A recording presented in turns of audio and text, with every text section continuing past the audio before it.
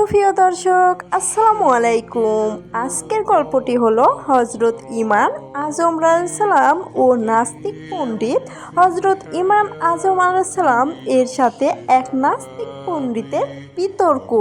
তো গল্পটি শোনার আগে ইসলামকে ভালোবেসে অবশ্যই ভিডিওতে একটি লাইক করে দেবেন। একবার আল্লাহর অস্তিত্বে অস্বীকারী এক নাস্তিকের সাথে আমাদের ইমাম হজরত আবু হানিফা আলাইহিসসালাম এর মুনাজেহা হয়েছিল। মুনাজেহার বিষয় ছিল পৃথিবী কোনো সৃষ্টিকর্তা আছে কিনা। এত বড় ইমামের সাথে এই গুরুত্বপূর্ণ বিষয়ের মুনাজেরা দেখার জন্য শত্রু মিত্র যথাসময়ে মুনাজেরার স্থানে সমবেত হয়ে গেল। নাস্তিক লোকটিও যথাসময়ে পৌঁছে গেল, কিন্তু হজরত ইমাম আজম নির্ধারিত সময়ের অনেক দেরিতে সমাবেশে তফসির আনিলেন। নাস্তিক পণ্ডিত ব্যক্তিটি জিজ্ঞাসা করলেন, আপনি এত দেরি করলেন কেন? তিনি বললেন, জঙ্গল দিয়ে আসার সময় এক অদ্ভুত ঘটনা চোখে পড়ল। সেটা দেখে আমি আশ্চর্য হয়ে ওখানে থমকে দাঁড়িয়েছিলাম।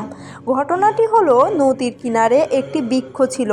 দেখতে দেখতে সেই বৃক্ষ নিজেই কেটে পড়ে গেল, এরপর নিজেই তক্তায় পরিণত হলো।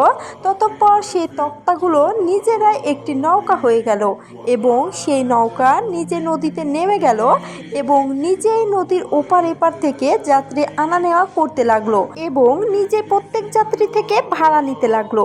এইসব কথা শুনে নাস্তিক বলল, নিজে নিজে কিছু হতে পারে? কোনো কারিগর না থাকলে এরকম কাজ কিছুতেই হতে পারে না। হজরত ইমাম আজম বললেন, এটা তো কোনো কাজই না। আপনার মতে তো এর থেকে অনেক বড় বড় কাজ এমনিতেই হয়। এই পৃথিবী, এই আসমান, এ চাঁদ, সূর্য, তরকারাজি, বাগান সমূহ, রং বেরং এর নানা রকম ফুল, সুমিষ্ট ফল, এ পাহাড় পর্বত, জীব জন্তু, মানব দানব সব কিছু কোনো সৃষ্টিকর্তা ব্যতীত এমনিতেই হয়ে গেছে।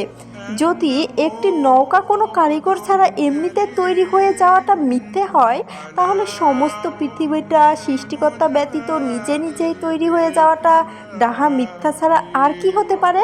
নাস্তিক পণ্ডিত তার এই মন্তব্য শুনে বিমোহিত হয়ে গেল এবং সঙ্গে সঙ্গে শীঘ্রই ভ্রান্ত ধারণা ত্যাগ করে মুসলমান হয়ে গেল।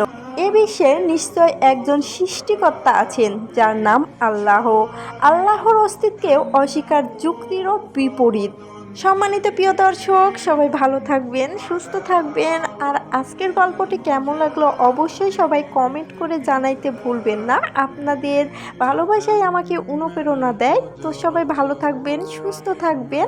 আজকে এ পর্যন্তই। সবাইকে জানাই আল্লাহ হাফিজ।